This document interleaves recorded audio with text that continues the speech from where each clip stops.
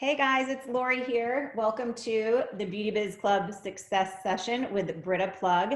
She is my Gua Sha mentor. And the reason that I'm so excited to have her here today is because you've heard me preach for so long. You have to know who your BCE is. You have to know what your profitable passion is. And today we're going to learn from somebody who was ready to give up being an esthetician. And I don't know what the shift was. That's what she's going to share. But then she discovered something that lit her skincare soul on fire, and it just all took off from there. So welcome, Britta. Thank you so much. I'm so excited to chat with you this morning. I mean, I feel like anytime we hop on the phone, we could just chat forever. So now we actually have an hour to dive deep, and I'm just so excited to share with your club members as well.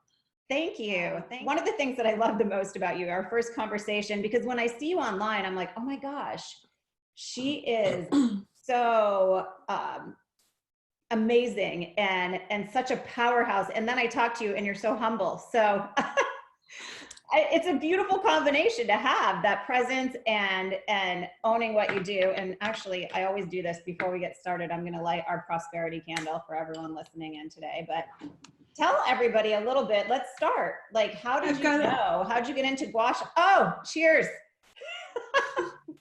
Awesome. Let's talk a little bit about gua sha. How did you first discover it?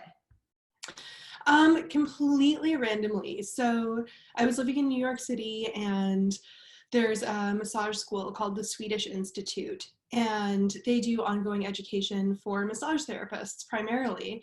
And someone I was working with at the time was just like going through the catalog of like ongoing education at the Swedish Institute, and there was this gua sha training, facial gua sha training, that she thought looked interesting and forwarded it to me. And I was like, yeah, it seems kind of weird, but yeah, like, let's go for it.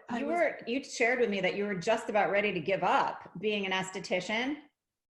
Absolutely, yeah. So I went to skincare school sort of, I'd always loved beauty and, just all of the aspects of like facials and masking. I started getting facials when I was pretty young, and just the esthetician had a profound effect on me. Like, she was really kind and really sweet, and it was a place I felt safe, and she helped me with my skin. And then I was recreating some of what she was doing with me, with my friends at home. Quite a few years in the industry, maybe like 7 or 8, I started feeling like, okay, like, what are my next steps? I was feeling stagnant. I was feeling bored. I had been in the spa industry for many years, in one of those jobs where it was just like lather, rinse, repeat. Financially, what was going on? Oh God, it was a disaster. And so it was like, okay, like, what can I do that maybe has a little bit more, stability, as well as being more, mentally stimulating, because I wasn't getting that. All of the sort of ongoing education that I saw available to me was for things that I wasn't really drawn to, that I wasn't magnetized to. Do you think our profitable passion finds us? So like you go to this class and then all of a sudden, boom, this is it. This is that missing piece that you just talked about. So what happened in that class? Was it like instantaneously, you're like, this is it?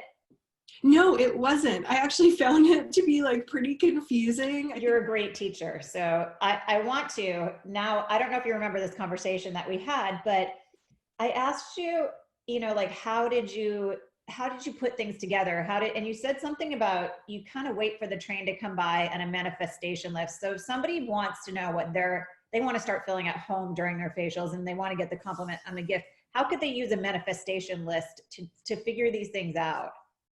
Oh yeah, manifestation lists are so great. So what you do is you write down exactly what you're wanting to call in. You went from feeling just like you were plugging along to being the queen of holistic beauty, a cult facialist in New York City, which is a very saturated market, the founder of Studio Britta and Wildling Beauty, and you even have more to add to your bio now. If you had to give us one like pivotal moment that got you pressed, or like, I know you just said, oh, it just came to me, but it's always deeper than that. Like, what do you think it was that brought this type of attention to you in such a saturated market in New York City, celebrity estheticians everywhere? Can you talk about that a little bit? Well, I actually was in this very wonderful position where I lived in a fairly hip neighborhood and had clients on the table. You've said some things that I want to bring to everyone's Mhm. attention. And this is a conversation that I've been having with my friend Mary Shook. She's a New York City esthetician, but it's all about, if you want to be covered in the press and you want to get the attention that you deserve for your talents, you have to be the conversation. And you've said two things that have led up to what I believe really got you the highlight. You need to learn a skill set, but then play with it until it becomes yours, right? And then you need to just keep exploring that and keep building on something that's custom to you. And then you have to put it out there. Like you said, you were blogging and you were doing these things. So exposure. So explore the skill set and don't be afraid to expose it. Yeah, I was so excited about it that I literally wanted to talk to everybody about, like, I thought that I had found magic and everyone needed to know about it. Like, I found this thing, like, you don't understand. Like, everyone needs to know about this. Thank you so much, Britta. Have an awesome day, and I wish you so much success with your training.